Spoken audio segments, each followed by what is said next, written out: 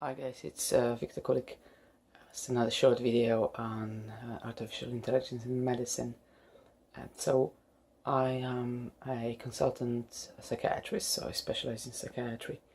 And when I mention the use of artificial intelligence in psychiatry, most people think I'm bonkers. But I see quite a lot of potential sort of uses of artificial intelligence in medicine. So like with every other type of consultations, you'd be able to enhance them by the information that's available to AI. So even if you assess a patient, they'll be able to identify the crucial information and then link it up to the best evidence available.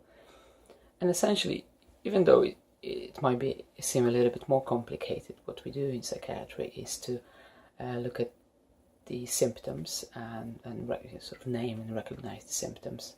We collect them into a complex of symptoms, and together with some time frames of how long they've been present for, we make a diagnosis. And then based on that diagnosis, we would trigger a treatment algorithm. And obviously there are some things that need to take into considerations. That's why you would take a complex history.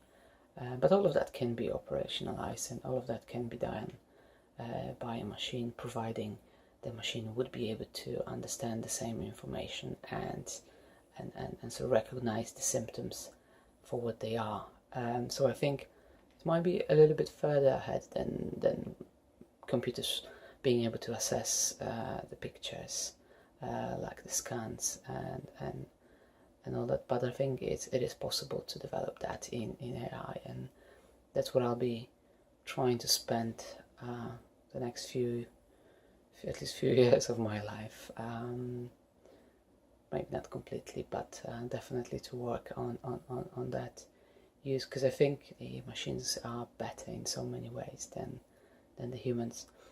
And when it comes to psychiatry, there's another aspect of where the machines might actually be better than humans, is that the patients often don't feel as comfortable as they could be to talk about some of their symptoms. So in some cultures there's quite a lot of taboo about mental illness, and there are some symptoms that are really difficult to admit to another human being, especially if you're meeting with them for the first time.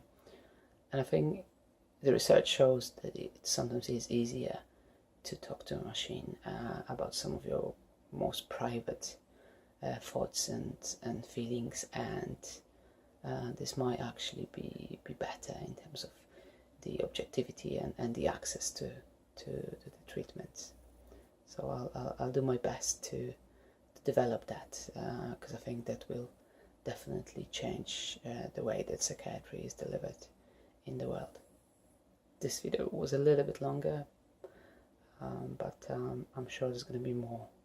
I'll keep you updated. Thanks.